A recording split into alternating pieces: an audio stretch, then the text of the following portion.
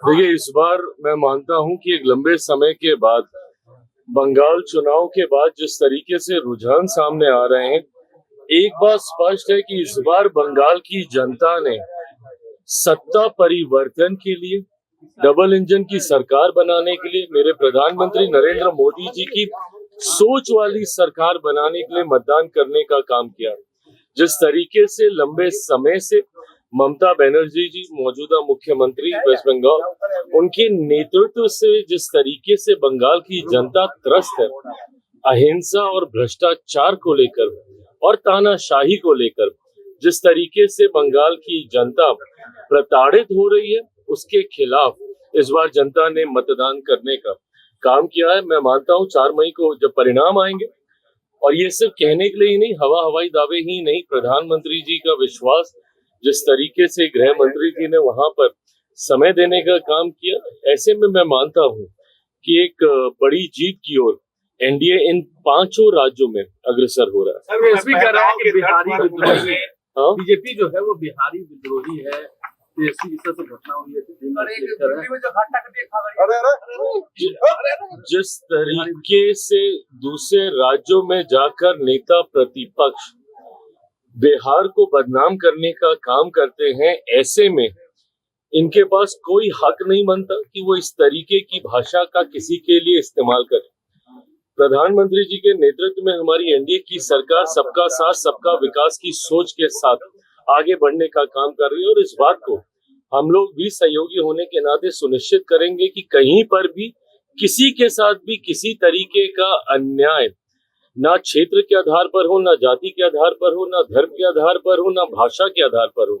पर जब नेता प्रतिपक्ष जैसे नेता दूसरे राज्यों में जाकर बिहार की बर्बादी के किस्से पढ़ने का काम करते हैं, प्रचार में चुनावी लाभ लेने की दृष्टि से सही मायनों में बिहार का सबसे ज्यादा नुकसान यही लोग करने का काम करते हैं। सम्राट चौधरी से आए हैं बिहार में, उन्होंने कहा कि सरकारी जमीनों को जो बनाया बुलडोजर मॉडल 10 दे सकते हैं, कैसे? ये मॉडल बुलडोजर क्या मॉडल होता है नहीं होता मुझे नहीं पता, बट मैं इतना मैं जरूर मानता हूं कि अगर कहीं पे कोई अतिक्रमण नाजायज तरीके से हुआ है, उसको हटाने की जिम्मेदारी भी सरकार की है, पर इस बात को सुनिश्चित करना होगा कि वो नाजायज तरीके से है, एक चीज। और दूसरा, अगर वहां पे लंबे समय से कोई व्यवस्था के हिसाब से रह रहा है, उनके लिए एक ऑल्टरनेटिव, एक वैकल्पिक व्यवस्था तैयार करके दी जाए। रातों रात किसी को घर से बेघर कर देने की सोच कतई हम लोग की सरकार की नहीं है, और मैं मानता हूं कि सम्राट जी इन तमाम विषयों को लेकर वो स्वयं काफी सेंसिटिव है। अगर ऐसी कार्रवाई की भी जाएगी, देखिए विकास के लिए ये भी जरूरी है कि अगर इस तरीके के इल्लीगल एनक्रोचमेंट्स हो रखे हैं तो उसको भी डिमोलिश करके उसको विकास की राह से जोड़ने वाला रास्ता बनाया जाए। पर अगर ऐसे में कोई वहां पे लंबे समय से रह रहा है, गरीब परिवार के लोग हैं, उनको भी किसी तरीके की तकलीफ ना है, इस पे भी सरकार जरूर चिंता करे। तेजस्वी यादव ने कहा कि सम्राट चौधरी की पगड़ी पर विजय सिन्हा की नजर है, विजय सिन्हा कह रहे हैं लाज रखेंगे उनकी पगड़ी। अरे प्रभु, बहुत पुरानी बातें हैं ये सारी। फूट डालो, आगे बढ़ो, शासन करो, ये कब तक चलेगा भैया? डिवाइड एंड रूल, इसको इससे लड़वा दो, इसको उससे लड़वा दो।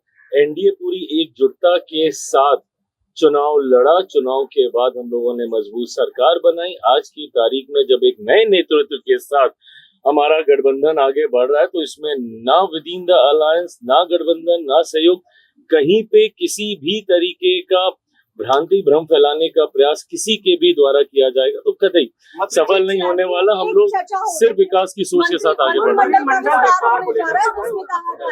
एक मंत्री पद आपको और मिलेगा और 2 एमएलसी की सीट आपके खाते में जाएगी। सब हवाई बातें। किसने बोला एक और मिलेगा? फिर नहीं मिलेगा, फिर मुझसे ही पूछा जाएगा क्यों नहीं मिला।